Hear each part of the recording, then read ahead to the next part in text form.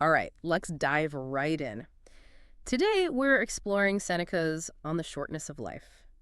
And yeah, no, another Roman philosopher, right? But hold on. Trust me on this one. Seneca's ideas about time, about purpose, they still resonate today, even after 2,000 years.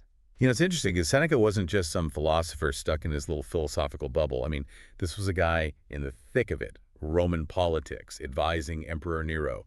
Talk about a tough crowd. Exactly, and he's still found time to ponder these big questions, right? How to live a life that actually means something when everything around you is, well, kind of crazy. And that's what makes this deep dive so interesting, I think. It's not just about, like, living longer, but about living better, making those days count. He's not advocating for more years on your calendar, but more life in your years. And Seneca, he really lays it out there, doesn't he? Saying, a lot of us, we waste time. We're chasing these fleeting things, pleasures that fade, instead of really embracing what matters, what the Stoics called living in agreement with nature. And when he talks about nature, it's deeper than just, birds and trees.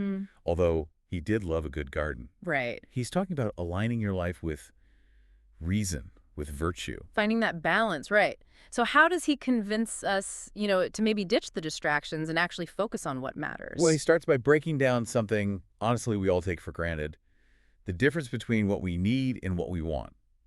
What we need is pretty simple, easy to meet, but our desires, Hmm. well, those can get a bit out of hand. Oh, absolutely. It's like the old saying, the more you have, the more you want, right? Exactly. And Seneca, he saw this firsthand in ancient Rome, this obsession with extravagance, wealth, always wanting more. Conspicuous consumption, right. They were the influencers of their day. Exactly. And he uses these really vivid examples to make his point. He talks about those who spend hours and hours on their appearance, grooming, like they're trying to achieve some impossible level of perfection.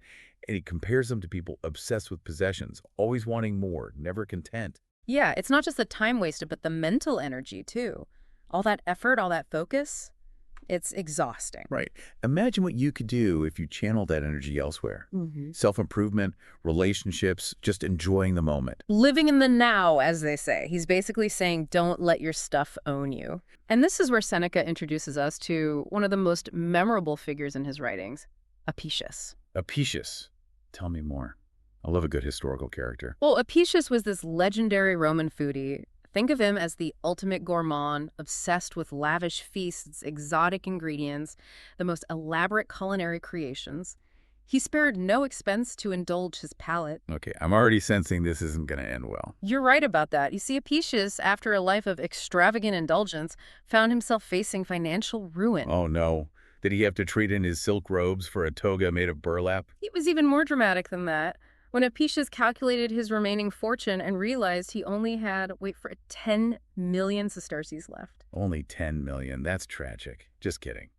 But seriously, for him, I guess that was a huge deal. It was utterly devastating. Apicius was so accustomed to a life of excess, so defined by his extravagant lifestyle, that he couldn't fathom living with anything less. So what did he do? He poisoned himself. He chose death over living with a mere 10 million sesterces. Wow. Talk about a reality check. This isn't just about overspending on dinner, is it? It's about our definition of happiness, of success. Precisely. Seneca uses Apicius as this extreme example of what happens when we lose sight of what truly matters. When we mistake excess for happiness, we become slaves to our desires. Sobering thought, for sure. And it makes you wonder, are there Apician tendencies in our own lives? Are we clinging to certain lifestyles, certain possessions that might actually be holding us back from true fulfillment? It's a powerful story, and it's easy to, sit here and judge, oh, he had it all, why would he do that? But I think Seneca, he wants us to see something deeper here. This isn't just a story about overspending. It's about the danger of, attaching your happiness to things, to these fleeting, ultimately meaningless pleasures. Right. Apicius, his story, it shows what can happen when we lose sight of what's really important, Yeah. when our desires, they become our masters. Exactly. Apicius's real poverty, it wasn't about money. It was a poverty of the soul. He filled his life with possessions, experiences, but he never cultivated the inner strength, the virtue that Seneca believed was essential for real happiness. So how do we avoid falling into this trap? How do we navigate a world that's full of temptations, distractions, It's tough. But Seneca, he does offer some guidance. He doesn't just leave us with a warning, right? He gives us a path forward. Right. And one of the best examples we see of this is in a letter he wrote to his friend Paulinus. And Paulinus, this guy was busy. Imagine being in charge of Rome's grain supply. Mm. That's a lot of pressure, to keep an entire empire fed. Yeah, no time to be ordering out. Talk about a high-pressure job. Right.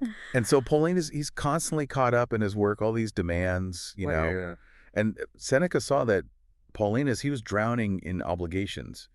No time for himself, no time for reflection, for philosophy. So he's like, dude, you're killing yourself here. But Seneca's advice, it wasn't quit your job, go live in a barrel. I mean, that does sound kind of tempting sometimes, but Right. it was about choices, right? Making a choice, even when you're crazy busy, to make time for the things that actually matter. Exactly. He told Paulinus, step back from the daily grind, man. Create some Okay. space for yourself, for introspection, for self-discovery. He's reminding him that if you're just living for those external demands, it's never going to be enough. Yeah. You'll always feel kind of empty, right? Like something's missing. Right. It's like he's saying, hey, taking care of yourself, not selfish. Actually, it's essential. And that feels so relevant today, don't you think? I mean, we are all so overwhelmed, right? Information overload, to-do lists a mile long. Absolutely. It's constant. Seneca's advice to Paulinus, it's like this little reminder that we have more power than we think. We can shape our own lives. We don't have to be, just totally controlled by all these external pressures. We're not robots. We have choices. Right. He's not saying become a hermit, run away from it all, but be intentional. Be an active participant in your own life, not just getting swept along by whatever comes your way. Don't just react, choose. So how do we actually do that? I mean, finding that balance between, meeting our obligations, but also taking care of ourselves. Well, Seneca would say, first, you got to know yourself. What do you actually value? What's important? And then, do your actions line up with that? Are you living in a way that reflects who you really are, who you want to be? Or are you letting other people, other things decide for you? It's about really owning your choices, right? Your time. Because if you don't decide how you're going to spend it, well, somebody else will. 100%. And that's why he talks about this thought experiment, the shortness of life experiment. Imagine you knew exactly how many years you had left. Would you keep doing what you're doing? Would you change anything? What would you finally do if you knew time was running out? That's intense, but also kind of amazing. It makes you think, like, what am I waiting for? Exactly. It strips away all the excuses. It's a reminder that life is a gift, and we have to choose to unwrap it, to savor it, make it count. Live with intention, cultivate virtue, find the joy in just, being here. Exactly. So there you have it, Seneca's On the Shortness of Life. It's not about squeezing every last second out of the day. It's about making those seconds matter. It's about really living, not just existing.